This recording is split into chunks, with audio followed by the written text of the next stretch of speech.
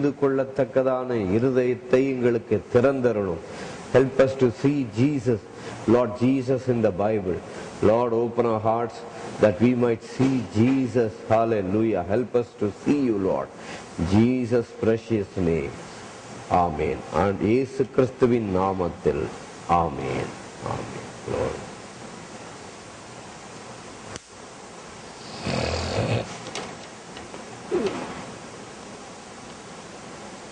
யாத்திராகம புஸ்தகத்தை வந்து பார்த்துக்கிட்டு இருக்கிறோம்.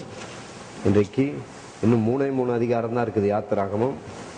பரவாயில்ல, ஆதி ஆகமம் பார்த்தோம். அடுத்தது இப்போ யாத்திராகமத்தில் கடைசி 3 அதிகாரத்துக்கு வந்திருக்கிறோம். போன வாரம் 37 வரைக்கும் பார்த்தோம். இன்னைக்கு யாத்திராகமம் 38 ஆண்டவர் இயேசு என்ன வச்சிருக்கிறார் சொல்லி பார்ப்போம். 38 அதுலயும் இயேசு தான் இருக்கிறார். எல்லா இடத்துலையும் வேத புஸ்தகம் எல்லாவற்றிலும் இயேசு தான் இருக்கிறார். 38 அதிகாரத்தில் பார்க்கலாமா? 38 தகன பலிபீடத்தையும், தகன பலிபீடம்னா என்னது? நம்ம பைபிள்ல தகன பலிபீடம் போட்டிருக்குது. வேற தமிழ் டிரான்ஸ்லேஷன்ல படிச்சீங்கன்னா என்னன்னு போட்டிருக்குது? எரி பலிபீடம். தகனம்னா எரிக்கிற இடம். தகனம் என்றால் எரிக்கிற இடம். தகன பலிபீடத்தையும் சித்தீம் மரத்தினால் உண்டாக்கினான். தகன பலிபீடத்தையும் சித்தீம் மரத்தினால். அப்ப எரிக்கிற பலியே மரத்துல உண்டாக்கினா எப்படி அப்படி கேக்குறீங்களா? மரத்துல உண்டாக்கி அது மேல என்ன போட்டாங்க? பிரான்ஸ், வெண்கலத்தை போட்டு மூடினாங்க. பின்னால வருது, அது அடுத்த வசனத்துல வருது பாருங்க. சித்தி மரத்தினால் உண்டாக்கினான். அது 5 முழ நீளமும் 5 முழ அகலமும் சதுர வடிவமும் 3 முழ உயரமானது. அதன் 4 முளைகளிலும் அதனோடு ஏகமாயிருக்கிற அதன் 4 கொம்புகளையும் உண்டாக்கி அதை வெண்கல தகட்டினால் மூடி. கவனிங்க, வெண்கலம் எங்கெல்லாம் வருதோ அங்க என்னது? நியாய தீர்ப்புக்கு அடையாளம். வெண்கலம் நியாய தீர்ப்பை குறிக்கிறது. அதனாலதான் யோவான் சுவிசேஷம் 3 அதிகாரத்துல 14 வசனத்துல ஒரு சம்பவம் இருக்கும் பாருங்க. யோவான் 3:14 3:16 தெரியும், 14 நிறைய பேருக்கு தெரியாது. படிச்சிருங்களேன் என்னன்னு. John 3:14 படிங்க.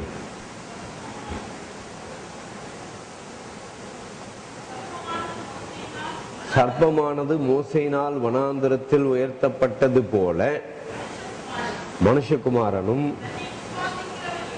தன்னை விசுவாசிக்கிறவன் எவனோ அவன் கெட்டு போகாமல் நித்திய ஜீவனை அடையும்படிக்கு உயர்த்தப்பட வேண்டும். கவனிச்சீங்களா? சர்ப்பமானது மோசேயினால் வனாந்தரத்தில் உயர்த்தப்பட்டது. அது எங்க நடந்துச்சு? என்னாகமம் 21:9 இருக்கும் பாருங்க. என்னாகமம் 21 அதிகாரத்துல இஸ்ரவேல் ஜனங்க பாவம் செஞ்சிட்டாங்க. அப்ப பாவம் செஞ்ச உடனே பாம்பு வந்து கடிச்சிச்சு. பாம்பு இதை குறிக்கிறது பிசாசு. பாவம் செஞ்ச உடனே பிசாசு வந்து என்ன செஞ்சான்? கடிக்கிறதுக்கு தீமை செஞ்சான். அப்போ கர்த்தர் அதை அனுமதித்தார். அப்போ அப்படி பாவம் செஞ்சு அதனால பல விளைவுகள் வந்தாலும் அதுல என்ன இருக்குது? அதுலயும் ஒரு பரிகாரத்தை கர்த்தர் உண்டாக்கி இருக்கிறார். அதாவது பாவத்துல பல விளைவுகள் இருந்தாலும் என்னது? பரிகாரத்தை கர்த்தர் உண்டாக்கி இருக்கிறார். பாவத்தினால நோய்களோ பலவீனங்களோ வந்தாலும் பரிகாரம் இருக்குது. பரிகாரம் எங்க இருக்குது? There is என்னது? There's a solution at the cross. எல்லாவற்றுக்கும் ஒரு பரிகாரம் இருக்குது. எங்க நடக்குது பரிகாரம்? கல்வாரி சிலுவையிலே இந்த பரிகாரம் இருக்கிறது. அதனாலதான் யோவான் 3:14 யார்கிட்ட சொன்னாரு? நிக்கோதேமு கிட்ட ஆண்டவர் சொன்னார், ஏப்பா வனாந்தரத்துல மோசே என்ன பண்ணான்? வெண்கல சர்ப்பத்தை உயர்த்தினான். வெண்கலம் எதுக்கு அடையாளம்? பாவம், இஸ்ரவேல் ஜனங்க பாவம் செஞ்சதுக்கு என்ன செய்யணும்? தண்டிக்கப்படணும். அதுக்கு பதில் யாரை பார்த்தா போதும்? என்னாகமம் 21:9 இயேசு இருக்கிறார். அந்த வெண்கல சர்ப்பம் இயேசுவுக்கு அடையாளமா இருக்குது. இயேசுவை நோக்கி பார்க்கிறவன் என்ன செய்வான்? பிழைப்பான். இப்போ ஒரு வீட்டுல ஒரு குழந்தைய சர்ப்பம் கடிச்சிச்சு. அதை கொண்டு போய் என்ன செய்யணும்? அந்த குழந்தைக்கு சர்ப்பத்தை பார்க்க தெரியாது. அப்ப அந்த கொண்டு போனவர் என்ன பண்றாரு? அதோ அதை பாரு, அதை பாரு, அதை பாருன்னு சொல்லி என்ன செய்யறாரு? அந்த குழந்தை முகத்தை கொஞ்சம் கொஞ்சமா திருப்பி பார்க்க வைக்கிறார். திடீர்னு சரீரத்துல சுகமாய் போச்சு. உடனே அவருக்கு என்ன தெரிஞ்சிச்சு? இந்த குழந்தை என்ன செஞ்சிச்சு? சர்ப்பத்தை பார்த்துருச்சு. சுகமாயிட்டு அந்த வீட்டுக்கு அந்த குழந்தைய கொண்டு போறாங்க. கொண்டு போற வழியில இன்னொரு குழந்தைய ஒருத்தர் வச்சிருக்கிறார். என்னன்னு கேட்டா பாம்பு கடிச்சிச்சு அப்படின்னு, செத்து போயிட போதுன்னு பயந்து அழுதுகிட்டு இருக்கிறாங்க.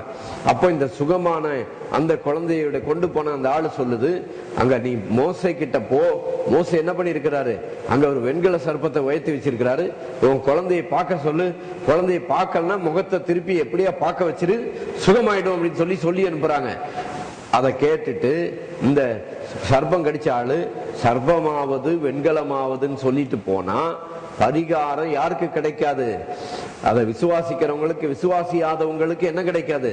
பரிகாரம் கிடைக்காது. அதே போல நம்முடைய மீறுதல் நிமித்தம் அவர் காயப்பட்டு, நம்முடைய அக்கிரமங்கள் நிமித்தம் அவர் நொறுக்கப்பட்டார்.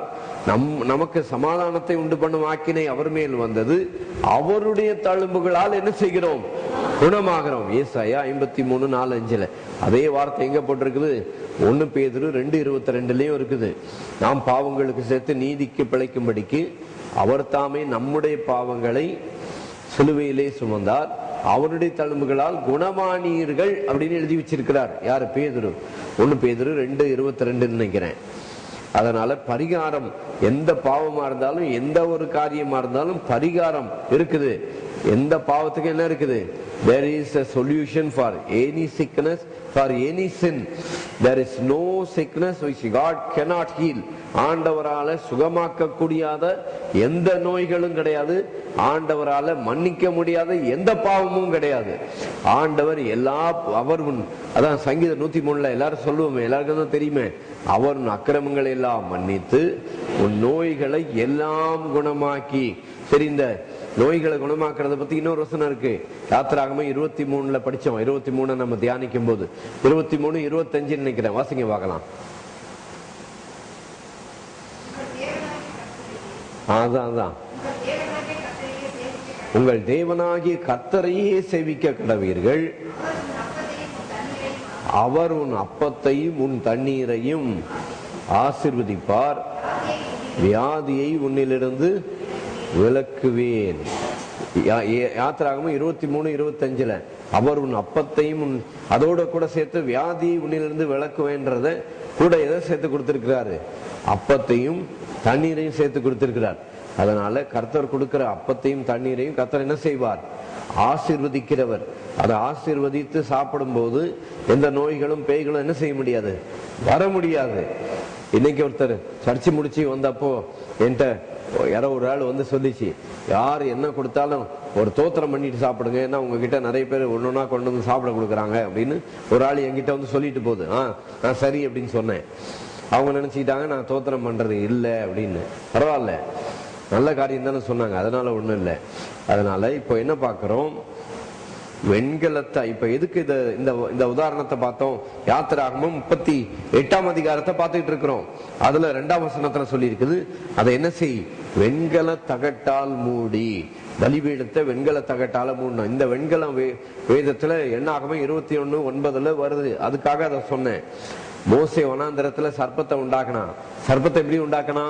வெண்கல சர்ப்பத்தை உண்டாக்கி அதை பார்த்தா சுகமாச்சின்னு சொல்லிட்டு கடைசியில அந்த வெண்கல சர்ப்பத்தை வச்சு சோரம் போனார்கள் பைபிள்ல போட்டிருக்குது. அந்த வெண்கல சர்ப்பத்தை பார்த்தா அற்புதம் நடக்குதுன்னு ஜனங்கள்லாம் என்ன பண்ணுச்சு? வெண்கல சர்ப்பத்தை பார்க்க ஆரம்பிச்சிச்சு. எப்ப பார்த்தாலும் அந்த குறிப்பிட்ட அந்த சந்தர்ப்பத்துல மட்டும்தான் ஆண்டவர் சொன்னாரு என்ன செய்யணும்? வெண்கல சர்ப்பத்தை பார்த்தா உனக்கு சுகமாகணும். ஆனா பழைய ஏற்பாடு காலத்துல இஸ்ரவேல் ஜனம் எல்லாமே என்ன பண்ணிடுச்சு? எந்த தலைவலி நெஞ்சி வலி வந்தாலும் எங்க ஓடுறது? உடனே நேரா வெண்கல சர்ப்பத்துக்கு போ. ஆனா வெண்கல சர்ப்பத்துல அற்புதம் இல்லை, வெண்கல சர்ப்பத்துல அடையாளம் இல்லை. அற்புதமும் அடையாளமும் யாரிடத்துல இருக்கிறது? இயேசு கிறிஸ்துவிடத்தில் இருக்கிறது. இந்த வெண்கல சர்ப்பத்துல அற்புதம் நடந்துச்சுன்னுட்டு எல்லாரும் இன்னைக்கு ஒவ்வொரு சர்ப்பத்தை ஆரம்பிச்சு வச்சிருக்கிறான். சர்ப்பம் சொல்லக்கூடாது, ஆளாளுக்கு ஒவ்வொரு பலிபீடத்தை வச்சிருக்கிறான். ஒரே ஒரு பலிபீடம் வெண்கல சர்ப்பம். எந்த பலிபீடம்? வெண்கல பலிபீடத்துக்கு அடையாளம். வெண்கல பலிபீடம் யாரு? கல்வாரி சிலுவையாலே மரித்த இயேசு கிறிஸ்துவுக்கு அடையாளம். அந்த சிலுவைக்கு தான் அடையாளம் வெண்கல பலிபீடம். பாவத்திற்கு பரிகாரம் உண்டாக்க, நோய்களுக்கு பரிகாரம் உண்டாக்க இயேசு கிறிஸ்து சிலுவையில் மரித்தார். அந்த உயர்த்தப்பட்ட இயேசுவை நோக்கி பார்க்கிறவன் என்ன செய்வான்? பிழைப்பான். இதுல இன்னொரு உதாரணம் ஒண்ணு சொல்லிட்டு போறேன். நீங்க எல்லாம் வேதத்தை கத்துக்கிட்டதுக்கு வந்தீங்கல்ல, இப்போ இயேசு கிறிஸ்து இந்த உலகத்துல இருந்தப்போ நிறைய அற்புதம் செஞ்சுக்கிட்டே வந்தாரு. யோவான் சுவிசேஷம் 12ஆம் அதிகாரத்துல இருந்து ஒரு சம்பவத்தை சொல்றேன். திடீரென்று கிரேக்கர்கள் இயேசுவை பார்க்கறதுக்கு வந்துட்டாங்க. கிரேக்கர்கள் இயேசுவை பார்க்க வந்தாங்க. அப்போ இயேசு என்ன சொன்னார் கிரேக்கர்கள்ட்ட? கிரேக்கர்கள் இயேசுவை பார்க்க வந்த உடனே பிலிப்பும் அந்திரேயாவும் வந்து இயேசு இடத்துல சொன்னாங்க, ஐயா இயேசுவை காண விரும்புகிறோம் சொல்லிட்டு வந்திருக்கிறாங்க. இயேசு இடத்துல வந்து சொல்றாங்க, உங்களை பார்க்கறதுக்கு வந்திருக்கிறாங்க அப்படின்னு சொல்லி. அப்போ இயேசு என்ன சொன்னாரு? ஆண்டவர் இயேசு சொன்னார், மெய்யாகவே மெய்யாகவே நான் உங்களுக்கு சொல்லுகிறேன், கோதுமை மணியானது நிலத்தில் விழுந்து சாகாவிட்டால் தனித்திருக்கும், செத்ததேயாகில் மிகுந்த பலனை கொடுக்கும். இந்த வசனத்தை நம்ம ஊரு ஆட்கள் எல்லாரும் எடுத்துக்கிட்டாங்க. எதுக்கு? மிஷனரி ஊழியத்துக்கு இந்த வசனத்தை எடுத்துக்கிட்டாங்க. அந்த கோதுமை மணி யாரு? நீதான் சொல்லிட்டாங்க. அதனால என்ன சொன்னாங்க? வட இந்தியால எல்லாரும் சாகுறாங்க, கோதுமை மணியாக எத்தனை பேர் வர விரும்புறீங்க, சாக எத்தனை பேர் வர விரும்புகிறீன்னு கேட்கிறாங்க. ஆனா இயேசு எதுக்காக சொன்னாரு? கிரேக்கர்கள் இயேசுவை பார்க்க வந்தாங்க. அப்ப இயேசு சொல்றாரு, நான் தான் அந்த கோதுமை மணி. கோதுமை மணி நிலத்தில் விழுந்து சாகலனா இன்னும் என்ன வராது? பலன் வராது. அது செத்ததையாக என்ன செய்யும்? இயேசு தன்னை பற்றி சொல்லுகிறார். அவர் தன்னையே கோதுமை மணியாக வச்சு சொல்றார். இன்னைக்கு அதை மாத்தி விட்டாங்க. என்னன்னு? மிஷனரி ஊழியத்துக்கு மாத்தி விட்டாங்க. விளங்குதா உங்களுக்கு? தன்னையே சொல்றார், நீங்க ரொம்ப சீக்கிரம் என்ன தேடி வந்துட்டீங்க, என்ன எங்க பார்க்கணும்? பார்க்கணும்னா சிலுவையில பார்க்கணும். என்ன? இயேசுவே உம்மை காண விரும்புகிறோம், இங்க என்ன பார்க்காத, இங்க பாரு, என்ன பார்த்தா இங்க பாரு, சிலுவையில பாருன்னுட்டு இயேசுவே தன்னை பற்றி சொல்லுகிறார். செத்ததையாகில் மிகுந்த பலனை கொடுக்கும்னு தான் சிலுவைக்கு போகிறதையும் தான் மரிக்க போகிறதை பற்றியும் ஆண்டவர் அங்கே சொல்லுகிறார். சொல்லிட்டு, பிதாவே உம்முடைய வேலை வந்தது, உம்முடைய குமாரனை மகிமைப்படுத்தும் சொல்லி சொல்றாரு. என்ன சொல்றாரு? இயேசு மரித்து உயிரோடு எழும்புவதை பற்றி சொல்லுகிறார், குமாரனை மகிமைப்படுத்தும் என்று சொல்லி. அதனால வெண்கல தகட்டால் மூடி வெண்கல பலிபீடம் சிலுவைக்கு அடையாளமாய் இருக்கிறது. சரி, அடுத்தது படிக்கட்டுமா? அந்த பலிபீடத்தின் சகல பனிமுட்டுகளாகிய சாம்பல் எடுக்கத்தக்க சட்டிகளையும் கரண்டிகளையும் கிண்ணிகளையும் முள் துறடுகளையும் நெருப்பு சட்டிகளையும் உண்டாக்கினான். அதன் பனிமுட்டு எல்லாம் வெண்கலத்தினால் பண்ணினான். ஹலோ, கவனிக்கிறீங்களா? அதன் பனிமுட்டுகள் எல்லாவற்றையும் என்ன செய்தான்? வெண்கலத்தினால் பண்ணினான். சரி, இப்ப இதை இதை சொல்லிட்டு இருக்கும்போது எனக்கு இன்னொன்னு ஞாபகம் வருது. வெளிப்படுத்தின விசேஷத்துக்கு நேரா போனீங்கன்னா முதல் அதிகாரத்துல என்ன போட்டிருக்கு தெரியுமா? அவருடைய பாதம் உலக்களத்தில் காய்த்த வெண்கலம் போல. அப்படின்னா ஆண்டவர் இயேசுடைய காலு இந்த விக்கிரகெல்லாம் வச்சிருக்கிறாங்களே அதை போல வெண்கலமா இருக்குதுன்னு அர்த்தம் இல்ல. அவருடைய கால்கள் நியாயந்தீர்க்கப்பட்ட கால்கள். அதனால வெளிப்படுத்தின விசேஷத்தை எப்ப படிச்சாலும் யாரை பற்றி வெளிப்படுத்தின விசேஷம்? வெளிப்படுத்தின விசேஷம் என்னதுங்க?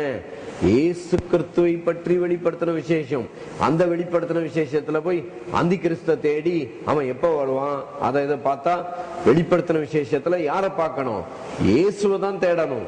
வெளிப்படுத்தின விசேஷத்துல இயேசுவை தேடினால், இந்த கண்ணோட்டத்துல வெளிப்படுத்தின விசேஷத்தை நீங்க படிச்சீங்கன்னா எல்லாமே புரியும். இயேசு சிலுவையில் தான் செய்த கிரியைகளை ஒத்து அதை சேர்த்து வச்சு நீங்க படிச்சாதான் வேதம் முழுவதும் நீங்கள் அறிந்து கொள்ளலாம். அதுக்கு உதாரணம் இன்னைக்கு காலையில் நம்ம பார்த்தோம். வேதத்துல ஆடு எங்கெல்லாம் வருதோ அந்த ஆடெல்லாம் இங்க யாருக்கு அடையாளம்? இயேசு கிறிஸ்துவுக்கு அடையாளமா இருக்கிறது. வேதத்துல பழைய ஏற்பாடுலும் சரி புதிய ஏற்பாடுலும் சரி ஆடு எங்கெல்லாம் வருதோ ஆடு யாருக்கு அடையாளம்? இயேசு கிறிஸ்துவுக்கு அடையாளம். ஏன்னா யோவான் 1:29 சொல்லுது, இதோ உலகத்தின் பாவத்தை சுமந்து தீர்க்கிற தேவ ஆட்டுக்குட்டி. அந்த சுவிசேஷம் இப்போ இதை சொன்னதுனால இன்னொன்னு சொல்லிடுறேன், கவனிங்க. உலகத்தின் பாவத்தையா பாவங்களையா? Behold the Lamb of God which takes away the sin of the world, sins of the world. புரியுதா உங்களுக்கு? இதோ உலகத்தின் பாவத்தையா உலகத்தின் பாவங்களையா? இயேசு கிறிஸ்து எல்லா பாவங்களையும் சுமந்தாரா? இல்ல, ஒரே ஒரு பாவத்தை சுமந்தாரா? only sin. கவனிக்கிறீங்களா? இயேசு கிறிஸ்து என்ன செய்தார்? உலகத்தின் பாவங்களையா பாவத்தையா? அது ரொம்ப முக்கியம். இது ஒன்ன தெரிஞ்சுக்கிட்டாலே சுவிசேஷம்னா என்னன்னு தெரிஞ்சுக்கலாம். ஏன்னா அந்த ஒரு பாவம் என்னன்னுட்டு யோவான் முதல் அதிகாரத்துல தான் வருது உலகத்தின் பாவத்தைன்னு. அதே பாவத்தை என்ற வார்த்தை எங்க வருது தெரியுமா? யோவான் 16:8 வருது. அதே பாவத்தை அப்படின்னு சொல்லி. அவர் வந்து பாவத்தை குறித்தும் நீதியை குறித்தும், பாவங்களை குறித்து இல்ல, பாவத்தை குறித்து, நீதியை குறித்து, நியாய தீர்ப்பை குறித்து உலகத்தை என்ன செய்வார்? இந்த வசனத்தை சபைக்குள்ள கொண்டு வந்துட்டாங்க. என்ன சொன்னாங்க? பரிசுத்தாவியானவர் வருவாரு, உன் பாவத்தை குறித்து கண்டித்து உணர்த்துவாரு. அவர் ஒரு போலீஸ்காரு, கையில ஒரு கம்பை வச்சுட்டு, எப்பயுமே ஏதோ ஒரு சர்ச்சில் ஒரு பாஸ்டர் சூப்பரா அதுக்கு நல்ல உதாரணம் சொன்னார். ஒருத்தர் இயேசுவை ஏத்துக்கிட்டாராம். அப்ப என்ன செய்யணும்னு சொல்லி கேட்டதுக்கு அவங்க அதுக்கு கவுன்சில் பண்றதுக்கு ஒருத்தர் கவுன்சில் பண்ணாராம். கவனிக்கிறீங்களா? எப்படி கவுன்சில் பண்ணாராம்? நீ ஒரு காரியத்தை சொல்லும் போது பரிசுத்தாவியானவர் உன் உள்ளத்துல இருந்து என்ன செய்வாரு? டிங்குன்னு ஒரு பெல் அடிப்பாராம். நீ தப்பா செஞ்சிட்டினா, நீ இன்னொரு தப்பு செஞ்சினா என்ன சொல்லுவாராம்? டங்குன்னு ஒரு பெல் அடிப்பாராம். பரிசுத்தாவியானவர் உள்ள இருந்துட்டு என்ன செய்வாராம்? டிங்கு டங்குன்னு அடிச்சுக்கிட்டே இருப்பாராம். இப்படி ஒரு சபையில ஒரு பாஸ்டர் சொன்னார். அவங்க கவுன்சிலர் இப்படி சொல்லி கொடுத்தாராம். அவர் இயேசுவை ஏத்துக்கிட்டப்போ பரிசுத்தாவியானவர் உள்ளத்துல இருந்து என்ன செய்வாரு? டிங்கு டங்குன்னு பெல் அடிச்சு சொல்லிக்கிட்டே இருப்பாரு அப்படின்னு சொல்லி கொடுத்தாங்களாம். பரிசுத்தாவியானவர் டிங்கும் இல்ல, டங்கும் இல்ல. கவனிங்க, பரிசுத்தாவியானவர் யாருன்னு வசனத்தை மறுபடி படிங்க. அவர் வந்து பாவத்தை குறித்தும், நீதி குறித்தும், நியாய தீர்ப்பை குறித்தும் யாரை கண்டித்து உணர்த்துவாரு? விசுவாசியே இல்ல. யாரை கண்டித்து உணர்த்துவாரு? வசனம் என்ன சொல்லுது? உலகத்தை கண்டித்து உணர்த்துவார். அதுவும் பாவங்களை இல்ல. அதனால இப்படி பாவங்களை கண்டித்து உணர்த்துவார் சொல்லி பாஸ்டர் சொல்றதுலயே ஜனங்களுக்கு பயமாயிரும். பாவத்தை என்ன செய்வார்? கண்டித்து உணர்த்துவார் அப்படிம்பாங்க. உடனே நமக்கு என்ன வந்துடும்? இந்த பாஸ்டர் சொல்ற வேகத்தை பார்த்தாலே நமக்கு என்ன வந்துடும்? பயம் வந்துடும். பரிசுத்தாவியானவர், நான் கூட இந்த வசனத்தை சின்ன வயசுல படிச்சிருக்கிறேன். படிக்கும் போது என்ன தெரியுமா யோசிப்பேன்? சரி, பரிசுத்தாவியானவர் பாவத்தை குறித்து, உலகத்தை, நீதியை குறித்து, நியாய தீர்ப்பை குறித்து உலகத்தை கண்டித்து உணர்த்துவார். நான் உடனே சீச்சி, உலகத்தை எப்படி கண்டித்து உணர்த்துவாரு? சபைக்குள்ள இருக்கிறவனுக்கு தான் பரிசுத்தாவியை தெரியும், உலகத்துல இருக்கவனுக்கு எப்படி தெரியும்? நான் யோசித்தேன் சின்ன வயசுல. விளங்குதா? வசனத்தை விட்டுட்டு நம்ம யோசிக்கிறதுக்கு அங்க நமக்கு தகுதி கிடையாது, வசனத்தை மாத்துறதுக்கு. வசனம் என்ன சொல்லுது? பரிசுத்தாவியானவர் பாவத்தை குறித்து, அப்படின்னா அது என்னன்றத அறிந்து கொள்றதுக்குரிய ஞானம் அப்ப பள்ளிக்கூடத்துக்கு போறேன்னு அந்த நாட்கள்ல, நான் படிச்ச நாட்கள்ல எனக்கு அந்த ஞானம் அப்ப அந்த நேரத்துல இல்ல. இப்போ ஆண்டவர் அதை வெளிப்படுத்தி கொடுத்திருக்கிறார். அந்த வெளிப்பாடை நம்ம பார்த்துக்கிட்டு இருக்கிறோம். அந்த வெளிப்பாடு என்னது? பரிசுத்தாவியானவர் யாரை குறித்து உணர்த்துவாரு? பாவத்தை குறித்து, நீதியை குறித்து. பாவம் சொல்லி சிங்குலர்ல போட்டிருக்குது. கவனிக்கிறீங்களா? ஒருமையில போட்டிருக்குது. பாவங்கள் போடாம என்னன்னு போட்டிருக்கு? பாவம் போட்டிருக்கு. அப்போ ஒருமையில பாவத்தை குறித்து போட்டிருந்ததுன்னா அது என்ன பாவம் சொல்லிட்டு நான் யோசிக்க ஆரம்பித்தேன். அது என்ன ஒரு பாவத்தை பத்தி போட்டிருக்குதுன்னு பார்த்தா வசனம், அது பதில் வசனத்திலே இருக்குது. எங்க இருக்குது? அடுத்த வசனத்துல இருக்குது. அதுக்கு பதில் யோவான் 16:9 இருக்குது. அவர்கள் என்னை விசுவாசியாதபடியினாலே பாவத்தை குறித்து. நேத்திய நண்பர் ஒருத்தர் என்கிட்ட போன் பண்ணார். போன் பண்ணி என்ன சொன்னாரு? நம்ம முழு உலகத்துக்கே சுவிசேஷத்துல பாவம்னா என்ன, பாவங்கள்னா என்ன வித்தியாசம் தெரிஞ்சாலே போதும், எல்லா ஜனமும் சுவிசேஷம், ரட்சிக்கப்பட்ட ஜனம் எல்லாருமே தெளிவாயிருவாங்க அப்படின்னு சொல்லி சொன்னார். கவனிக்கிறீங்களா? அவர் வந்து எதை குறித்து? அவர்கள் என்னை விசுவாசியாதபடியினாலே.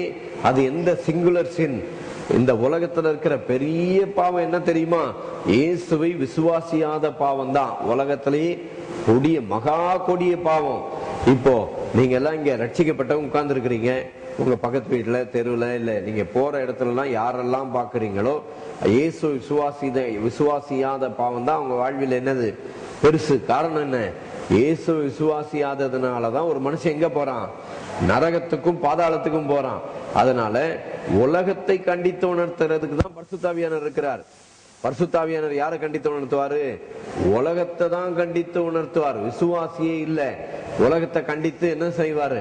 உணர்த்தி இயேசுவை ஏத்துக்கோ, ஜீவனுள்ள தேவனை ஏத்துக்கோன்னுட்டு பரிசுத்தாவியானவர் உலகத்தை கண்டித்து உணர்த்து ஒரு மனுஷனை இயேசு கிறிஸ்துவை ஏற்றுக்கொள்ளும்படிக்கு உதவி செய்யறது பாஸ்டர் இல்ல, பீஸ்டர் இல்ல. ஹலோ, ஒரு மனுஷன் இயேசு கிறிஸ்துவை ஏத்துக்கிறது காரணம் என்னது? பரிசுத்தாவியானவர். பாஸ்டர் இல்ல, பாஸ்டர் இல்ல, பீஸ்டரும் இல்ல. ஒரு மனுஷன் இயேசுவை ஏத்துக்கிறதுக்கு காரணம் என்னது? யாரு? பரிசுத்தாவியானவர். அது எங்க போட்டிருக்குது? வசனத்தை பாடுறதான் தெரியும். நீங்கள் நானும் இயேசுவை ஏத்துக்கிடும் போது உங்களுக்கு தெரியாது பரிசுத்தாவின்னு ஒருத்தர் வந்து உதவி செஞ்சார் நமக்கு அப்படின்றது நமக்கு தெரியாது. ஆனா வசனம் என்ன சொல்லுது? 1 கொரிந்தியர் 12:3 அங்க இன்னொரு தமிழ் டிரான்ஸ்லேஷன்ல ஒரு வசனம் இருக்குது, அது படிக்கிறியா? வெரி 1 கொரிந்தியர் 12:3 படி பார்க்கலாம். தமிழ்லயே இன்னொரு டிரான்ஸ்லேஷன்ல அந்த வசனத்தை படிக்கிறேன் பாருங்க. 1 கொரிந்தியர் 12:3 இன்னொரு டிரான்ஸ்லேஷன்ல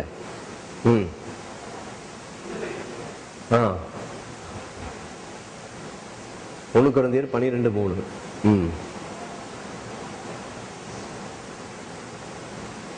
படிங்க சீக்கிரம். எவ்வளவு நேரம்?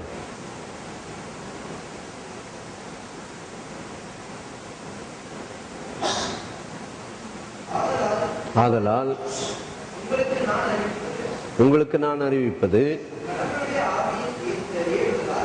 கடவுளுடைய ஆவியின் ஏவுதலால் பேசும்போது இயேசுவை சாபம் என்று யாரும் சொல்லுவதில்லை. கவனிக்கிறீங்களா? அப்படியே பரிசுத்த ஆவியின் ஏவுதலால் அன்றி இயேசுவை ஆண்டவர் என்று யாரும் சொல்ல முடியாது. கவனிச்சிங்களா? 1 கொரிந்தியர் 12:3 என்ன போட்டிருக்குது? தமிழ்ல நல்ல விளக்கமான வேற ஒரு டிரான்ஸ்லேஷன்ல பரிசுத்த ஆவியின் ஏவுதல் இல்லாமல் இயேசுவை யாருமே ஆண்டவர்னு என்ன செய்ய முடியாது, சொல்ல முடியாது. நான் இவ்வளவு நாள் இங்க ஒரே ஒரு வசனம் தான் சொன்னேன்ல, இப்ப இன்னொரு வசனத்தை ஆண்டவர் எனக்கு காமிச்சு கொடுத்தார். அதுக்கு இன்னொரு ஜோடி வசனம் இருக்குது, அதையும் பார்த்துடலாம். இன்னைக்கு என்னுடைய புது பைபிள்ல இருக்குது, மத்தேயு 22 இருக்குது பாருங்க. அந்த வசனம் 22 இயேசு சொல்லுவார் பாருங்க, தாவீது அவரை பரிசுத்த படிங்களா, தாவீது அவரை ஆண்டவர் என்று சொல்லி இருப்பது எப்படி? 22 மத்தேயு 22:44 பாருங்க. 44 43 படிங்க. அதுதான் தாவீது அவரை ஆண்டவர் என்று சொல்லி இருக்க. இப்போ 1 கொரிந்தியர் 12:3 என்ன சொல்லி இருக்குது? பரிசுத்தாவின் ஏவுதல் இல்லாம யாருமே இயேசுவை என்ன செய்ய முடியாது, ஆண்டவர்னு சொல்ல முடியாது. அத தாவீது அவரை ஆண்டவர்னு சொல்லி இருக்கிறாரு. யாரு? தாவீது அவரை ஆண்டவர்னு சொன்னார்னா என்ன அர்த்தம்? தாவீது பரிசுத்தாவின் ஏவுதலால் சொன்னார்னு இயேசு சொல்றார். மத்தேயு 22 படிங்க மறுபடியும். தாவீது அவரை ஆண்டவர், சொல்லுங்க எல்லாரும் சொல்லுங்க, ஆண்டவர் சொல்லுங்க, ஆண்டவர். ஹலோ, ஆண்டவர் சொல்றதுல பெரிய ரகசியம் இருக்குது. ஒரு மனுஷன் இயேசுவ ஆண்டவர்னு சொல்லிட்டான்னா அவனுக்கு என்ன உண்டு? கேரண்டியா பரலோகம் உண்டு. ஏன் தெரியுமா? பைபிள்ல நீங்க எல்லாம் பைபிள் ஸ்டடிக்கு தானே வந்திருக்கிறீங்க. பைபிள்ல எங்கெல்லாம் ஆண்டவர் இருக்குதுன்னு சொல்லி யாரெல்லாம் ஆண்டவர் சொன்னாங்கன்னு தேடி பார்த்திருக்கிறீங்களா? தேடி பார்த்தப்போ அதுல ஒரு ரகசியம் இருக்குது. என்ன தெரியுமா? இயேசுக்கு எத்தனை சீஷர்கள் இருந்தாங்க? 12 பேர். அந்த 12 பேர்ல ஒருத்தன் வாயில மட்டும் என்ன வரல? இயேசுவை ஆண்டவர்னு சொல்லல. யார் அந்த மனுஷன்? யூதாஸ் காரியத்தை என்ன பண்ணான் தெரியுமா? ரபி அப்படின்னுவான். இயேசு என்னன்னு சொல்ல மாட்டான், ஆண்டவர் சொல்ல மாட்டான். அங்கே கடைசியில பந்தியில உட்கார்ந்து இருக்கும் போது ஆண்டவர் சொல்றாரு, உங்களில் ஒருவன் என்னை காட்டி கொடுப்பான்னு சொல்லி. அப்ப ஒவ்வொருத்தனும் கேட்கறான், ஆண்டவரே நானோ, ஆண்டவரே நானோ. அப்போ அந்த ஆண்டவரேன்னு சொன்னது கூட எப்படிதான் சொல்றாங்க? பரிசுத்தாவின் ஏவுதலால் அன்றி இயேசுவை ஆண்டவர் என்று ஒருவரும் சொல்லக்கூடாதுன்னு நம்ம பைபிள்ல போட்டிருக்குது. அங்கே கொஞ்சம் வேற டிரான்ஸ்லேஷன்ல என்ன போட்டிருக்குது? பரிசுத்தாவின் ஏவுதலால் அன்றி ஒருவனும் இயேசு கிறிஸ்துவை ஆண்டவர் என்று சொல்லவே முடியாது. அதனால சீஷர்கள் எல்லாரும் என்ன செஞ்சாங்க? ஆண்டவரே நானோ, ஆண்டவரே நானோன்னு சொல்லி கேட்டாங்க. ஆனா யூதாஸ் காரியத்தை மட்டும் என்ன சொல்லல? ஆண்டவரே வாயில வரல. என்ன சொன்ன தெரியுமா? ரபி நானோன்னா. இயேசுவை ஆண்டவரா அவன் பார்க்கல. இப்போ தாவீது கர்த்தரை ஆண்டவராக பார்த்தான் என்று இப்போ இயேசு கிறிஸ்து சொன்னார். மத்தேயு சுவிசேஷம் 22ஆம் அதிகாரத்துல தாவீது அவரை ஆண்டவர் என்று சொன்னான் என்று சொல்லி. சரி, அது போதும், அது வேற சப்ஜெக்ட். சரி, தாவீது அவரை ஆண்டவர் சொன்னான்னா பரிசுத்தாவின் ஏவுதல் அவனுக்கும் கிடைச்சது சொன்னான். அதனால இயேசு கிறிஸ்துவே ஆண்டவர். ஒரு மனுஷன் ரட்சிக்கப்படுறது குவாலிபிகேஷன் என்னது? இருதயத்துல விசுவாசித்து வாயுனாலே அறிக்கை செய்தால், வாயினால என்னன்னு சொல்லி அறிக்கை செய்யணும்? தேவன் அவரை மரித்தோரிலிருந்து எழுப்பினார் என்றும் இயேசுவை ஆண்டவர் என்று ஒரு மனுஷன் விசுவாசித்தால் அவன் என்ன செய்வான்? ரட்சிக்கப்படுவான். அதனால ஆனா நமக்கெல்லாம் சின்ன வயசுல இருந்து என்ன சொல்லி கொடுத்தாங்க? என்ன சொல்லி கொடுத்தாங்க தெரியுமா? இப்ப இருக்கிறவங்களுக்கு என்ன தெரியுமோ தெரியல. என்ன உங்களுக்கு என்ன சொல்லி கொடுத்தாங்கன்றது நீங்க தெரிஞ்சுக்கிடுங்க. எனக்கு என்ன சொல்லி கொடுத்தாங்க தெரியுமா? எந்த மனுஷங்கிட்ட போனாலும் என்ன செய்யணும்? எங்களுக்கு சுவிசேஷம் சொல்ல தெரியாது. என்ன சொல்லுவோம் தெரியுமா? சர்ச்சுக்கு வா. என்ன செய்? சர்ச்சுக்கு வா. நமக்கு இயேசுவே ஆண்டவர். இயேசுதான் உன் பாவத்துக்கு பதில், நீ தண்டிக்கப்படுறதுக்கு பதில் தண்டிக்கப்பட்டது யாரு? இயேசு. அதனால இந்த இயேசுவை ஏத்துக்கிட்டா உனக்கு நரகமே கிடையாது. இப்படிலாம் அப்ப என்ன செய்யல, யாரும் தெளிவா சொல்லி கொடுக்கல. இப்ப எந்த மனுஷங்கிட்ட போனாலும் புதுசா ஒரு மனுஷன் வந்தானா அந்த ஆள்கிட்ட என்னன்னு சொல்றோம்? இயேசுவை ஏத்துக்கிட்டீங்கன்னா உனக்கு என்ன கிடையாது? நரகம் கிடையாது. இயேசுவே என் உள்ளத்துல வாரும், இயேசுவே உம்மை ஆண்டவர் என்று நான் ஏற்றுக்கொள்கிறேன். அதனால சபைக்கு ஆட்களை சேர்க்கிறது யாருடைய வேலை? இப்ப போன வாரம் இந்த இடத்துல ஒரு பிறந்த நாள் ஒண்ணு கொண்டாட்டம் நடந்துச்சு. அங்க பாத்தீங்கன்னா நிறைய பேர் கர்த்தரை அறியாத ஜனங்கள் வந்தாங்க. இந்த இடத்துல கர்த்தரை அறியாத ஜனங்க வந்தப்போ அவங்களுக்கு நான் எல்லாருக்கும் ஒரு ஜெபத்தை சொல்லி கொடுத்தேன். இயேசுவே, நான் மரிக்க வேண்டிய இடத்துல எனக்கு பதிலாக நீர் மரித்து, நீர் எனக்காக நீர் மரித்து உயிர்த்தெழுந்தபடியால் இயேசுவே ஆண்டவர் கர்த்தர் என்று விசுவாசிக்கிறேன் அப்படின்னு சொல்லுங்கன்னு சொல்லி கொடுத்துட்டேன். இப்ப அந்த ஜனங்க எல்லாம் போன வாரம் இங்கே பிறந்த நாள் கொண்டாட்டத்துக்கு வந்த கர்த்தரை அறியாத இந்து ஜனங்கள் வந்தவங்களுக்கு ஜெபத்தை சொல்லியாச்சு, இயேசுவை ஏத்துக்கிட்டாங்க, வெளியே போயிட்டாங்க. இப்போ அவங்க போனதுக்கு அப்புறம் இப்ப அவங்கள சபையில சேர்க்கிற வேலை யாருடைய வேலை? விசுவாசி எல்லாரும் நோட் பண்ணிக்கோ பேரை, ஒருத்தர் பாரு யாரு வந்தாங்கன்னுட்டு. விசுவாசி என்ன பண்ணு, ஒருத்தருக்கு மேல ஒருத்தரை போன் அடிச்சு வர சொல்லு. அப்படியா? எப்படிங்க?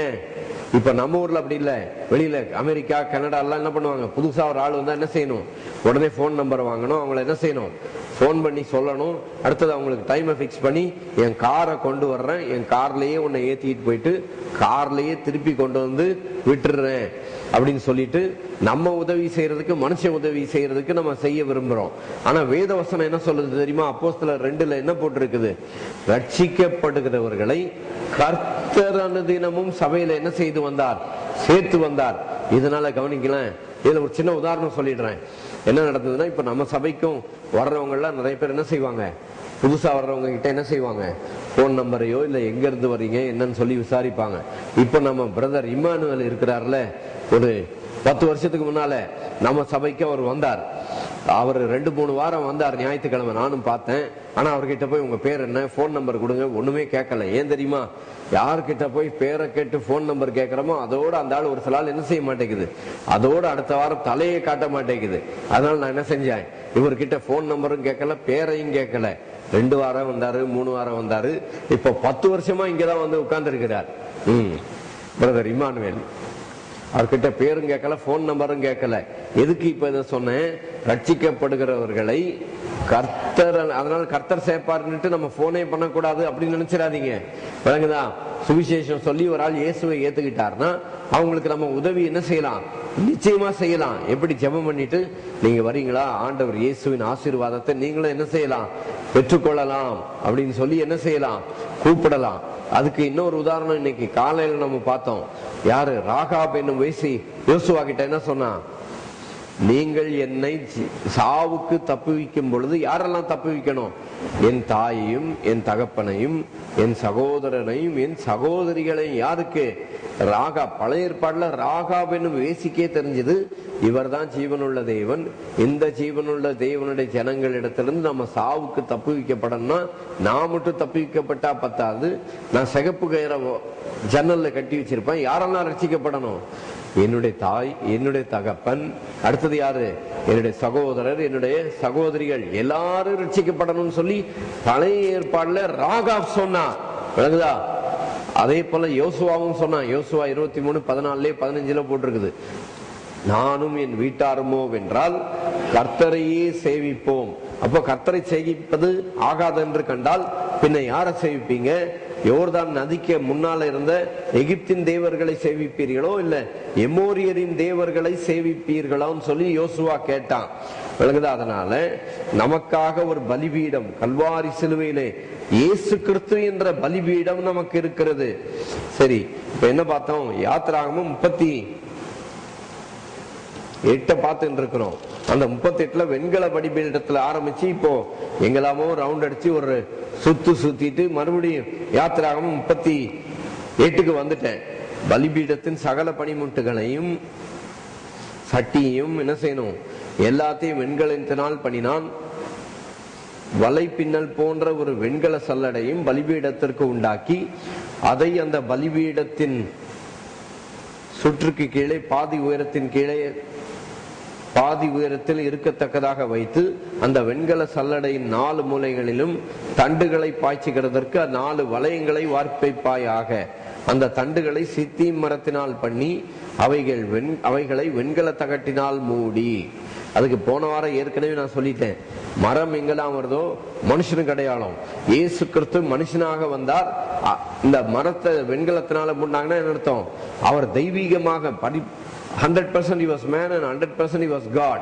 100% ஆண்டவர் இயேசு மனுஷனாகவும் 100% ஆண்டவர் இயேசு தெய்வமாகவும் இந்த உலகத்துல வந்தார். இன்றைக்கு ஆண்டவர் இயேசு எப்படி இருக்கிறார் அது ரொம்ப முக்கியம். இதை நமக்கு யாருமே சொல்லிக் கொடுக்கல. இன்னைக்கு உங்க கடவுள் எப்படிங்க இருக்கிறாரு? எப்படி இருக்கிறாரு? யோவான் என்ற சீஷன் உலகத்துல மனுஷனா பார்த்து அவன் சொன்னா, எங்கள் கண்களினால் கண்டதும் நாங்கள் நோக்கி பார்த்ததும் நாங்கள் தொட்டதுமாயிருக்கிற அவரை குறித்து சொல்லுகிறோம் சொல்லி இவன் யோவான் சொன்னான். அதே யோவான் வெளிப்படுத்தின விசேஷத்துல இந்த ஆண்டவரை எப்படி பார்க்கிறான்? அவருடைய கண்கள் எப்படி இருந்தது? வல்லமையாய் பிரகாசிக்கிற ஜுவாலிக்கும் அக்கினி போல அவருடைய கண்கள். அவருடைய முகம் எப்படி இருந்தது?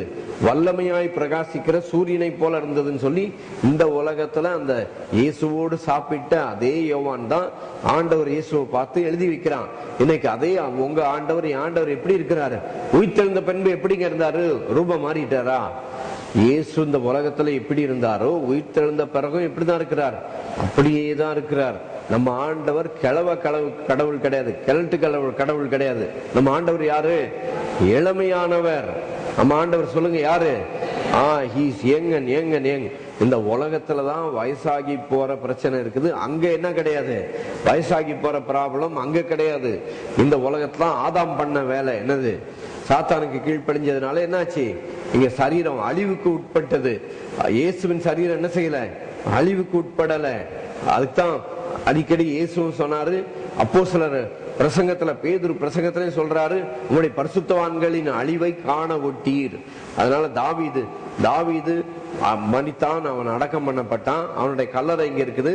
ஆனா இயேசு கிறிஸ்துவ கல்லறை பாத்தீங்கன்னா காலியா இருக்குது. உயிரோட எந்திரிச்சிட்டாருன்னுட்டு இயேசுவை பத்தி அந்த தாவீது அங்க சங்கீதத்துல 110ஆம் சங்கீதத்துல சொன்ன அதே காரியத்தை பேதுருவும் பிரசங்கத்துல சொல்றாரு. அப்போஸ்தலர் 13ஆம் அதிகாரத்துல பவுலும் பிரசங்கத்துல சொல்றார். அதனால நம்முடைய ஆண்டவர் யாரு? மரித்தோரிலிருந்து எழுந்து என்றும் இளமையாக இயேசு கிறிஸ்து 33 வயசுல இந்த உலகத்துல மரித்து உயிர்த்தெழுந்தது போல இன்னைக்கு பரலோகத்துல நீங்க போய் பார்த்தாலும் இப்படிதான் இருப்பாரு. 2000 வயசான கிழமை மாதிரி ஆண்டவர் இருக்க மாட்டாரு. ஆண்டவர் இப்படிதான் இருப்பாரு. He is a 33-year-old young man. ஆண்டவர் இயேசு யாரு? மனுஷன். ஆண்டவர் இயேசு யாரு சொல்லுங்க? மனுஷனாகிய கிறிஸ்து அவரே என்று சொல்லப்பட்டிருக்கிறது.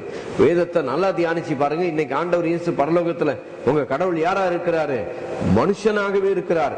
பிதாவானவர் சகல மகிமையும் திறந்து விட்டு தன்னுடைய குமாரனை இந்த மனுஷனுடைய சாயலிலே அனுப்பினார். தேவகுமாரன் மனுஷகுமாரனாக மனுஷனுடைய சாயலிலே வந்து இன்றைக்கு பரலோகத்துல ஆண்டவர் இயேசு எப்படிதான் இருக்கிறாரு? மனுஷனா இருக்கிறார். உங்களுக்காக எனக்காக பிதா முன்பாக பரிந்து பேசுகிறவர் தேவனும் கர்த்தருமாய் இருக்கிற நம்முடைய ஆண்டவர் இயேசு கிறிஸ்து மனுஷனாகவே இருக்கிறார். பரலோகத்துல எத்தனை பேர் இந்த ஆண்டவர் இயேசுவாகிய மனுஷனை பார்க்க விரும்புறீங்க? ஹல்லேலூயா. He is the son of man, he is the son of God. அவர் மனுஷகுமாரன். அவர் யாரு? தேவகுமாரன். ஹல்லேலூயா. தேவகுமாரன். அததான் பிலிப்பியர்ல 2ஆம் அதிகாரத்துல போட்டிருக்குது. எவ்வளவு உயர்ந்தவர் என்று சொல்லிட்டு அவர் எவ்வளவு அதிகமாய் தன்னை தாழ்த்தினார் என்பதை குறித்து பிலிப்பியர் 2ஆம் அதிகாரத்துல இந்த ஆண்டவர் இயேசு கிறிஸ்துவை பற்றி சொல்லப்பட்டிருக்கிறது. சரி, மறுபடியும் அப்படி தொடர்ந்து அடுத்த வசனத்துல படிக்கிறேன். யாத்திராகமம் 38. பலிபீடத்தை அவைகளால் சுமக்கத்தக்கதாக அதன் பக்கங்களில் உள்ள வளையங்களில் பாய்ச்சினான்.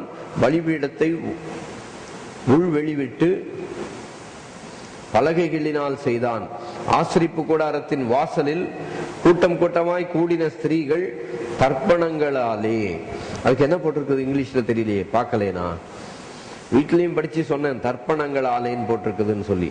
என்ன தெரியுமா? ஆசரிப்பு கூடாரத்தின் வாசலிலே. அந்த வசனத்தை எடு இங்கிலீஷ்ல சீக்கிரம். யாத்திராகமம் 38:8.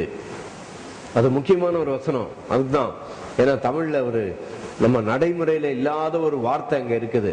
என்ன போட்டிருக்குது? ஆசரிப்பு கூடாரத்தின் வாசலில் கூட்டம் கூட்டமாய் கூடின ஸ்திரீகளின் தர்ப்பணங்களாலே வெண்கல தொட்டியையும் அதன் வெண்கல பாதத்தையும் உண்டாக்கினான். 38:8.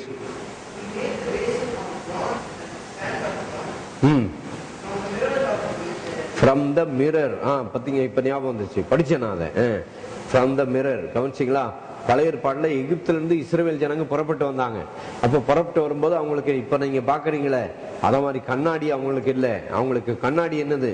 வெண்கல தகடுகளை தான் கண்ணாடி மாதிரி பல பலன்னு சொல்லி வச்சிருந்தாங்க.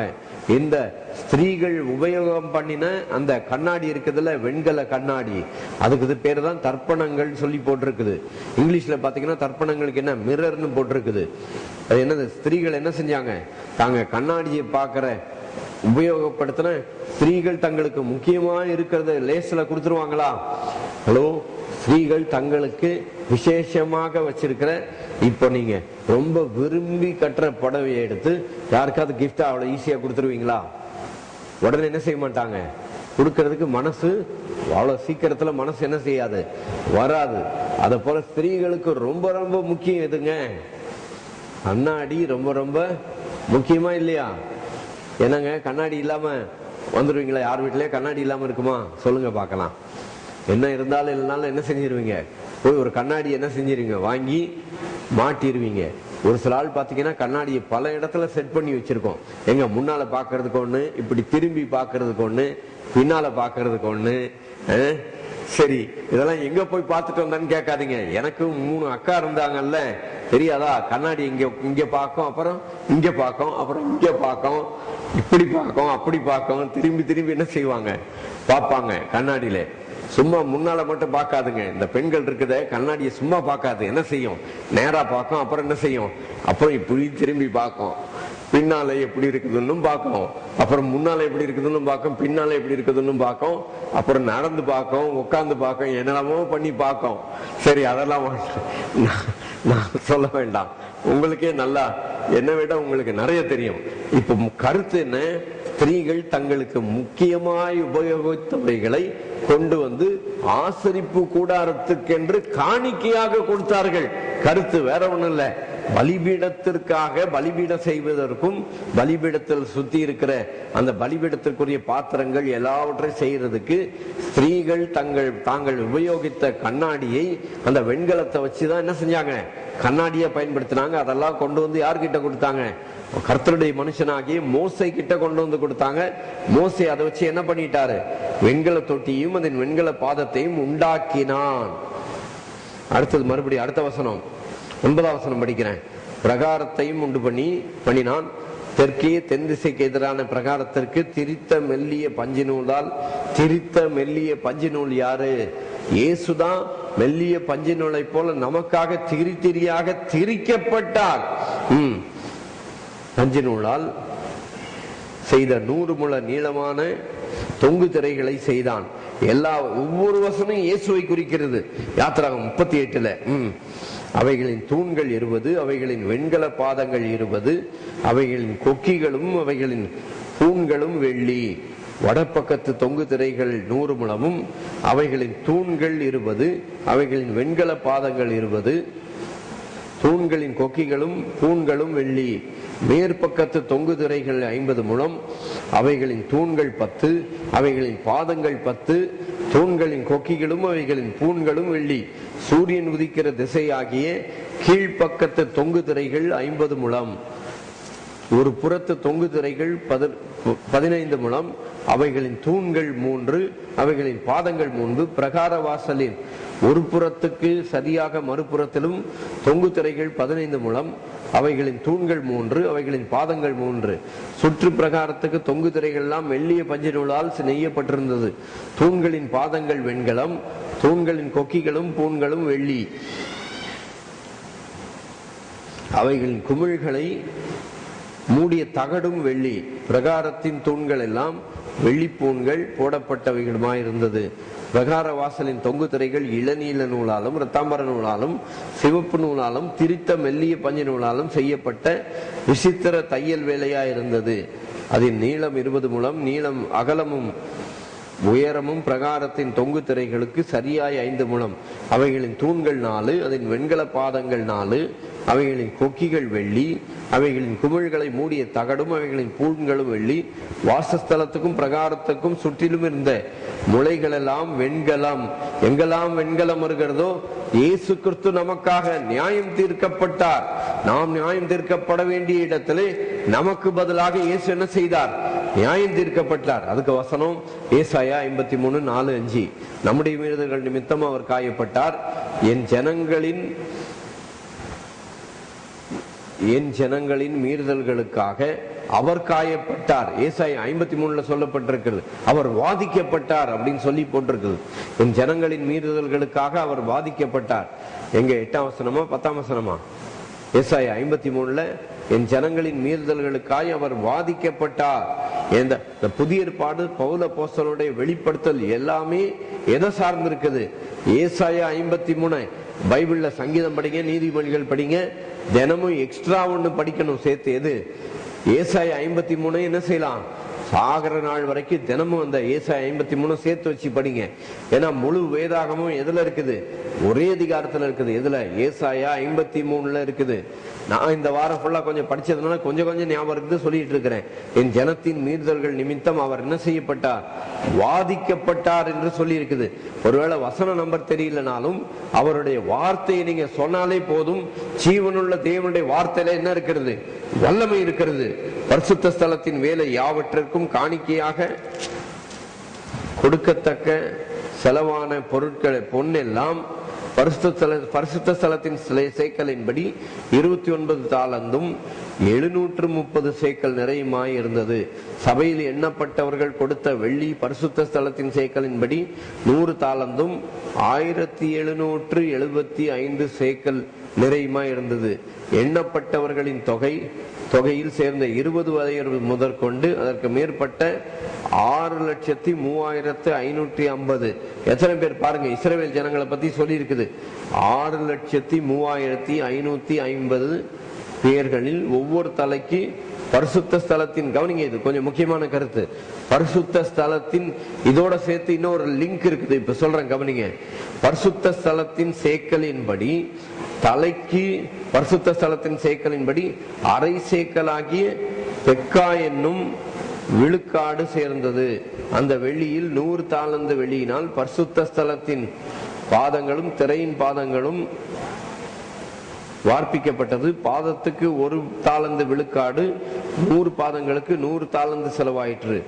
அந்த 1775 சேக்கலால் தூண்களுக்கு பூண்களை பண்ணி அவைகளின் குமிழ்களை தகடுகளால் மூடி அவைகளுக்கு பூண்களை உண்டாக்கினான். இப்ப அப்படி அதை விட்டுட்டு கொஞ்சம் மேல வர்றேன் நான். இப்ப மறுபடி எண்ணப்பட்டவர்களின் தொகை 20 வயது முதற்கொண்டு அதற்கு மேற்பட்ட 6,03,550 பேர்களில் ஒவ்வொரு தலைக்கு பரிசுத்த சேக்கலின்படி அரை சேக்கல். எத்தனை சேக்கல்? உங்க அட்டென்ஷன் இங்க வேணும், அதுக்காக தான் கேள்வி கேட்டேன். எத்தனை சேக்கல் ஒரு ஆள் கொடுக்கணும்? அரை சேக்கல். இத கொஞ்சம் அப்படியே மைண்ட்ல கொஞ்சம் ஞாபகம் வச்சுக்கோங்க. இப்ப இதை எதுக்காக ஞாபகம் வச்சுக்க சொன்னா, தாவீது காலத்துல இஸ்ரவேல் ஜனங்க எவ்வளவு பேர் இருக்கிறாங்கன்னு எண்ணுனா, கவனிச்சிங்களா? எண்ணினப்போ கர்த்தர் என்ன சொன்னாரு? 3 வாதைகளை உனக்கு முன்பாக, 3 பனிஷ்மெண்ட் தரேன், ஏதாவது ஒரு பனிஷ்மெண்ட் தெரிஞ்சுக்கணும் ஆண்டவர் சொன்னார். தாவீது என்ன சொன்னா இஸ்ரவேல் ஜனங்களை? அப்போ யோவாப் சொன்னா, கர்த்தருடைய ஜனங்கள் நிறைய பேர் இருக்கிறாங்க, அவங்கள எண்ணாத, அது பாவம், அதை செய்யாத அப்படின்னு சொன்னா. ஆனாலும் தாவீதின் வார்த்தை மிஞ்சியது அப்படின்னு போட்டிருக்குது. தாவீது ஜனங்களை எண்ணப்போ ஆண்டவர் 3 பனிஷ்மெண்ட் கொடுப்பேன்னாரு. காரணம் என்ன? நான் ஒரு சில இது டிரான்ஸ்லேஷன் பைபிள்லாம் எடுத்து பார்த்தா we don't know why God gave punishment ன்னு எழுதி வச்சிருக்கான். ஆனா அது ரகசியம் கவனிங்க, இதுதான் தெரிஞ்சுங்க. ஜனங்களை எப்போ எண்ணாலும் என்ன செய்யணும்? அரை சேக்கல் வாங்கணும். ஜனங்களை எண்ணும் போது ஒரு ஜனத்துக்கு எவ்வளவுன்னு வாங்கணும்? பணக்காரனா கூட ஏழைனா கம்மி இல்லை, எல்லாருமே எவ்வளவுதான் கொடுக்கணும்? அரை சேக்கல் தான் கொடுக்கணும்னு போட்டிருக்குது. எல்லாரும் எப்பெல்லாம் இஸ்ரவேல் ஜனங்களை என்றாங்களோ அப்ப என்ன வாங்கணும்? அரை சேக்கல் காணிக்க வாங்கணும். இந்த தாவீது இந்த அரை சேக்கலும் வாங்காம என்ன பண்ணிட்டான்? தன்னுடைய பலம் எவ்வளவு இருக்குதுன்னு பாக்குறதுக்கு எண்ணுனான். அதனால எப்பெல்லாம் எண்ணெய் வைக்கிறோமோ இந்த வேத வசனத்துல என்ன செய்யுது, என்ன சொல்லியிருக்குது, அரசேக்கல் வாங்கணும்னு போட்டிருக்குது. அதை செய்யாததுனால அன்றைக்கு தாவீதுக்கு என்ன வந்தது? தாவீது காலத்துல என்ன பிரதர் இம்மானுவேல், தாவீது என்ன செஞ்சான்? ஜனங்களை என்னப்போ ஆண்டவர் என்ன சொன்னாரு? 3 தண்டனை கொடுத்தாரு, ஏதாவது ஒண்ணு செலக்ட் பண்ணிக்கோ அப்படின்னாரு. அதுக்கு காரணம் இதுதான். என்ன செய்யல தாவீது? எண்ணும் போது அரசேக்கல் காணிக்க வாங்கணும்னு போட்டிருக்குதுங்க. இவன் அரசேக்கல் வாங்கல. இப்ப தொடர்ந்து அதை அப்படி படிச்சுட்டு போறேன் பாருங்க. இப்ப ஏன்னா இன்னும் 2 வசனம் தான் இருக்கு, 38ஆம் அதிகாரம் முடிஞ்சிடும். அதனாலே ஆசரிப்பு கூடார மறைவின் பாதங்களையும் இந்த 38ஆம் அதிகாரம் ஃபுல்லா வெண்கலம் எதை குறிக்கிறது? கல்வாரி சிலுவையிலே இயேசு நமக்காக அடையப்பட்ட அந்த நியாய தீர்ப்பை பற்றி குறிக்கிறது. ஹல்லேலூயா. கடைசி வசனம் படிச்சு முடிச்சிருவோம். இன்னும் 2 அதிகாரம் தான் இருக்குது. கர்த்தருக்கு சித்தமான யாத்திராகம் 39, 40 அதுக்கு அடுத்த வாரம் பார்த்து முடிச்சுட்டு அதுக்கப்புறம் அடுத்தது போல நம்ம ஆதியாகமம் 1:1 ஆரம்பிச்சு கர்த்தர் இன்னைக்கு யாத்திராகமம் முடிவுக்கு வருகிறதுக்கு உதவி செஞ்சிருக்கிறார். கடைசி 38 கடைசி வசனம் படிக்கிறேன். சுற்று பிரகாரத்தின் பாதங்களையும் பிரகார வாசல் மறைவின் பாதங்களையும் வாசஸ்தலத்தின் சகல முளைகளையும் சுற்றுப்புறத்தின் பிரகார சகல முளைகளையும் பண்ணினான். எல்லாத்தையும் எப்படி பண்ணினான்? எல்லாம் 38ஆம் அதிகாரம் முழுசா வெண்கலம். எல்லாத்தையுமே வெண்கலத்தால என்னெல்லாம் உண்டாக்குனாங்களோ அது அத்தனையும் அங்க போடப்பட்டிருக்கிறது. அந்த வெண்கலத்தை கொடுத்தது யாரு? ஸ்திரீகள் தங்களிடத்துல இருந்த விசேஷமான கண்ணாடிக்கு என்னன்னு போட்டிருக்குது தமிழ்ல? தர்ப்பணங்களால் ஏன் போட்டிருக்குது? ஸ்திரீகள் தங்கள் தர்ப்பணங்கள். கவனிச்சிங்களா? கண்ணாடின்றது வார்த்தைக்கு பைபிள்ல என்ன போட்டிருக்குது? தர்ப்பணங்களால் ஏன் போட்டிருக்குது. அது பக்கத்துல கண்ணாடின்னு எழுதி வச்சிங்க. இல்லைன்னா வேற என்னைக்காவது இப்ப நானே வீட்டுல படிச்சீங்க வந்த உடனே எனக்கு ஞாபகம் இல்லை பாருங்க. அது பக்கத்துல என்ன போடணும்? தர்ப்பணம் பக்கத்துல என்னங்க என்ன செய்யுங்க? கண்ணாடி அப்படின்னு போட்டு வச்சீங்க. வெண்கல தொட்டினா என்னது? நியாய தீர்ப்பு. அடுத்தது என்னது? ஸ்திரீகள் முகம் பார்க்கிற கண்ணாடி. அந்த முகம் பார்க்கிற கண்ணாடி எதுக்கு அடையாளம்? நியாயப்பிரமாணத்துக்கு பேர் என்னது? கண்ணாடி. நியாயப்பிரமாணம் என்ன செய்யும்? கண்ணாடி போல எது பாவம் எது பாவம் இல்லைன்னு தான் காட்டுமே தவிர நியாயப்பிரமாணம் பாவத்தை என்ன செய்யாது? நீக்காது. நியாயப்பிரமாணம் என்ன செய்யும்? இதுதான் பாவம், இது பாவம் இல்லைன்னு சொல்லி காட்டும். நியாயப்பிரமாணம் பாவத்தை காட்டுமே தவிர பாவத்திலிருந்து விடுதலை பெறதுக்கு நியாயப்பிரமாணத்துல என்ன இல்லை? வழியே கிடையாது. விடுதலை பெறதுக்கு தான் கலாத்தியர் 3:19 சொல்லி இருக்குது. நியாயப்பிரமாணத்தின் நோக்கம் என்ன? இயேசுதான் நீ நியாயப்பிரமாணத்தினால நியாயப்பிரமாணம் எல்லாரையும் ஏகமாய் பாவத்தின் கீழாக அடைத்து போட்டது. ஆனா அந்த பாவத்தின் கீழாக அடைத்து போட்டது நியாயப்பிரமாணம் என்ன சொல்லிச்சு? உன்னால உன்னுடைய பலத்தினால பாவத்தை மேற்கொள்ள முடியாது. நீ இயேசு கிறிஸ்துவையும் அவர் வல்லமையும் உள்ளத்துல ஏற்றுக்கொண்டால் நீ என்ன செய்யலாம்? உலகம், மாமிசம், பிசாசு எல்லாத்தையும் என்ன செய்யலாம்? மேற்கொள்ளலாம். அதுக்காக தான் நியாயப்பிரமாணம் கொடுக்கப்பட்டதுன்னு சொல்லி கலாத்தியர் 3ஆம் அதிகாரத்துல நாம் பார்க்க முடியும். கலாத்தியர் 3:19 இருந்து கடைசி வசனம் வரைக்கும் பார்க்கலாம். அதனால நமக்காக ஜீவனை தந்து மரித்தோரிலிருந்து எழுந்த இந்த ஆண்டவர் இயேசு கிறிஸ்துவை அவருடைய சரீரத்திலும் அவருடைய ரத்தத்திலும் பங்கு பெற்று அப்படி கர்த்தருடைய பந்தியில பங்கு பெற்று நாம் இந்த ஜெபத்தை நாம் முடிப்போம். ஹல்லேலூயா. கர்த்தருடைய பந்தியில எல்லாரும் பங்கு பெறணும். கவனிச்சிங்களா? பாவம் செஞ்சவன் பங்கு பெறக்கூடாது. பாவம் செஞ்சவன் எஞ்சி ஓடிரு. அதெல்லாம் பாஸ்டர் ஏற்படுத்தின சட்டம், பைபிள்ல கிடையாது. கர்த்தருடைய பந்தியில யார் பங்கு பெறணும்? இயேசுவை உள்ளத்துல தெய்வமாக ஏற்றுக்கொண்ட எல்லாருமே என்ன செய்யணும்? கர்த்தருடைய பந்தியில என்ன செய்யணும்? பங்கு பெறணுமே தவிர பாவம் செய்யாதவன் பங்கு பெறு, பாவம் செஞ்சவன் போயிடு அப்படின்னா பாஸ்டர் மட்டும் நான் பாவமே செய்யலையா? கவனிச்சிங்களா? அப்படி பாஸ்டர்ன்னு சொன்னார்னா என்ன அர்த்தம்? அவர் மட்டும் ரொம்ப தூய்மையானவர் மாதிரியும் வேதம் சொல்கிறது பாவம் செய்யாமல் நன்மையே செய்யத்தக்க நீதிமான் ஒருவனும் இல்லை, ஒருவனாகிலும் இல்லை என்று சொல்லப்பட்டிருக்கிறது. அதனால ஆண்டவர் சொன்னார், என் மாம்சத்தை புசித்து என் ரத்தத்தை பானம் பண்ணுகிறவனுக்கு நித்திய ஜீவன் உண்டு, நான் அவனை கடைசி நாளில் எழுப்புவேன். நம்ம எல்லாரும் இயேசுவை ஏற்றுக்கொண்ட எல்லாரையுமே கர்த்தர் கடைசி நாளில் எழுப்ப போறார். பாவம் செய்யாதவனை எழுப்ப மாட்டேன், பாவம் செய்யாதவனை மட்டும் எழுப்புவாரு, பாவம் செஞ்சவனை எழுப்ப மாட்டாருன்னு பைபிள்ல போடல. பைபிள்ல வேதத்துல என்ன சொல்லி இருக்குது? 1 கொரிந்தியர் 15:22 என்ன சொல்லுது? ஆதாமுக்குள் எல்லாரும் மரிக்கிறது போல கிறிஸ்துவுக்குள் எல்லாரும் பாவம் செய்யாதவன் போடல. கிறிஸ்துவுக்குள் எல்லாரும் உயிர்ப்பிக்கப்படுவார்கள். இயேசுவை ஏற்றுக்கொண்ட எல்லாரும் என்ன செய்வார்கள்? உயிர்ப்பிக்கப்படுவார்கள். உயிர்ப்பிக்கப்பட்டு நாம் இவ்விதமாய் ஆகாயத்தில் என்றென்றைக்கும் அவருடனே கூட இருப்போம் என்று சொல்லப்பட்டிருக்கிறது. என்னை நினைவு கூறும்படி இதை செய்யுங்கள் என்றார். ஆண்டவரே, எங்களுக்காக பிற்கப்பட்ட நம்முடைய விலையேற பெற்ற சரீரத்திற்காய் நன்றி. Thank you, thank you. அதனால நம்ம ஆண்டவர் இயேசுவை, கர்த்தருடைய பந்தியில பாவத்தை நினைக்க கூடாது. யாரை நினைக்கணும்? இயேசுவை நினைக்கணும். அன்பு ஏத்தனை பெரியது, என்னாவும் விவரிக்க அரியது, அதின் ஆழம் அகலமும் அளந்திட இந்த பூவின் மாந்தற்கு ஆகாதே. அன்பு ஏத்தனை பெரியது, என்னாவும் விவரிக்க அரியது, அதின் ஆழம் அகலமும் அளந்திட இந்த பூவின் மாந்தற்கு ஆகாதே. நீர் என்னை நேசித்து தெரிந்தெடுத்தீர், அளவற்ற அன்பினார் பேர் சொல்லி அழைத்தீர். நீசன் என்னை மாபெரும் இரக்கத்தார். நீர் என்னை நேசித்து தெரிந்தெடுத்தீர், அளவற்ற அன்பினார் பேர் சொல்லி அழைத்தீர். நீசன் என்னை மாபெரும் இரக்கத்தால். 100,000 துதிகளால் உம்மை போற்றுவேன், உம்மை போற்றுவேன்.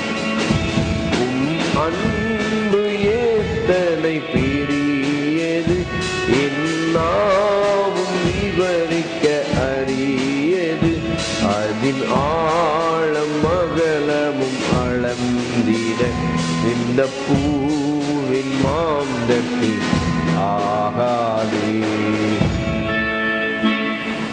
இயேசு தாம் காட்டி கொடுக்கப்பட்ட அன்று ராத்திரி ஸ்தோத்திரம் பண்ணி அப்பத்தை பிட்டு, நீங்கள் வாங்கி புசியுங்கள், இது உங்களுக்காக பிற்கப்படுகிற என்னுடைய சரீரமாய் இருக்கிறது என்றார்.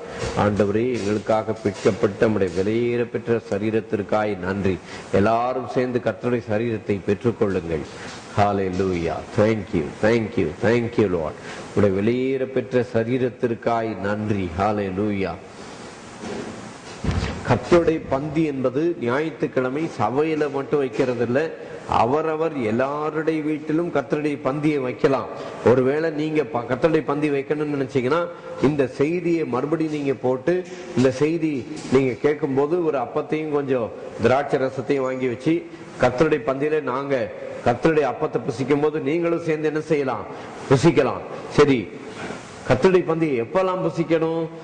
As often as you remember me, எப்பொழுதெல்லாம் என்னை நினைவு கூறுகிறீர்களோ. 1 கொரிந்தியர் 11:25 இங்கிலீஷ் பைபிள்ல எடுத்து படிச்சு பாருங்க. As often as you remember me, எப்பொழுதெல்லாம் என்னை நினைவு கூறுகிறீர்களோ அப்பொழுதெல்லாம் என்ன செய்யலாம்? கர்த்தருடைய பந்தியை வைக்கலாம் சொல்லி போட்டிருக்குது. ஆண்டவரே, நம்முடைய சரீரத்துக்காய் நன்றி. எல்லாரும் சேர்ந்து கர்த்தருடைய சரீரத்தை நாம் புசிக்கலாம். Thank you Lord Jesus.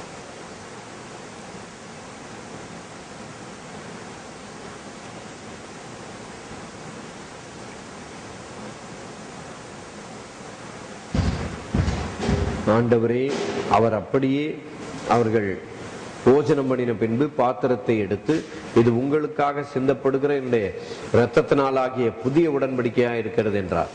ஆண்டவரே, எங்களுக்காக சிந்தப்பட்ட உம்முடைய வெளியேற பெற்ற இரத்தத்திற்காய் நன்றி.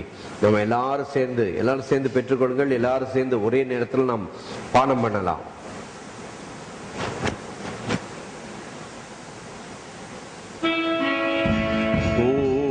The blood of Jesus, oh the blood of Jesus, oh the blood of Jesus, He washes white as snow.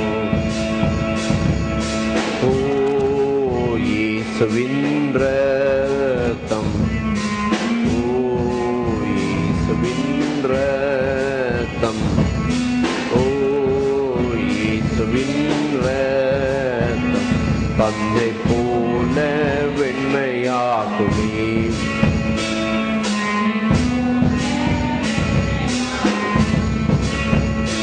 பஞ்சை போல வெண்மையாக்குமே. நம்ம எல்லாரும் கர்த்தருடைய ரத்தத்தை பானம் பண்ணலாம். Thank you Lord Jesus.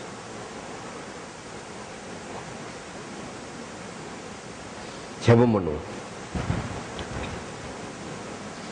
எங்களை நேசிக்கிற அன்புள்ள பிதாவே, இந்த நல்ல மாலை நேரத்துக்காக உமக்கு நன்றி ஆண்டவரே. இன்றைக்கும் வெண்கல சர்ப்பமாக எங்களுக்காக நாங்கள் மரிக்க வேண்டிய இடத்துல நீர் மரித்து எங்கள் பாவங்கள், சாபங்கள், நோய்கள், பலவீனங்கள், தரித்திரங்கள் எல்லாவற்றையும் சிலுவையிலே சுமந்தபடியால் உமக்கு கோடா கோடி ஸ்தோத்திரம் ராஜா. எங்களுக்காக மரித்தோரிலிருந்து எழுந்து ஆண்டவரை எங்களையும் உயிர்ப்பித்து நானும் இருக்கும் இடத்துல இவர்களும் இருக்கும்படிக்கு என்று சொன்னீரே, அதற்காக உமக்கு நன்றி. நீர் இருக்கிற இடத்துல எங்களை நீர் சேர்த்து கொண்டீர். சீக்கிரமாக நீர் வந்து எங்களையும் சேர்த்து கொள்வீர். அதற்காக உமக்கு நன்றி செலுத்துகிறோம் ஆண்டவரே. இந்த வாரத்திலே உம்முடைய ஜனங்கள் என்னென்ன காரியங்களை எடுத்து செயல்படுத்துகிறார்களோ அத்தனையிலும் எங்கள் ஆண்டவர் இயேசு கிறிஸ்துவின் ஜெயம் உண்டாக, உம்முடைய தயவு கிடைக்க, கிருபையின் மேல் கிருபை பெருகும்படிக்கு உம்முடைய ஜனத்தை இயேசு கிறிஸ்துவின் நாமத்திலே ஆசீர்வதிக்கிறோம். நீ வாளாயிராமல் தலையாயிருப்பாய், கீழாவாமல் மேலாவாய், பூமியில் உள்ள சகல ஜாதிகளிலும் உன்னை மேன்மையாக வைப்பேன் என்று சொன்னவர். உம்முடைய வார்த்தையின்படியே உம்முடைய ஜனத்தை ஆசீர்வதிக்கிறோம். மீட்பர் இயேசு கிறிஸ்துவின் விலையேற பெற்ற நாமத்தில் ஜெபித்து ஆசீர்வாதம் பெற்றுக் கொள்ளுகிறோம் நல்ல பிதாவே, ஆமென். என் ஆத்துமாவே கர்த்தரை ஸ்தோத்திரி, என் முழு உள்ளமே பரிசுத்த நாமத்தை ஸ்தோத்திரி. என் ஆத்துமாவே கர்த்தரை ஸ்தோத்திரி, அவர் செய்த சகல உபகாரங்களை மறவாதே. அவர் உன் அக்கிரமங்களை எல்லாம் மன்னித்து உன் நோய்களை எல்லாம் குணமாக்கி உன் பிராணனை அழிவுக்கு விலக்கி மீட்டு உன்னை கிருபையினாலும் இரக்கங்களினாலும் முடிசூட்டி நன்மையினாலும் வாயை திருப்தி ஆக்குகிறார். கழுகுக்கு சமானமாய் உன் வயது திரும்ப வாழ வயது போல ஆகிறது. ஆமேன், ஆமேன். Praise the Lord, praise the Lord. God bless you all. Praise the Lord, Lord.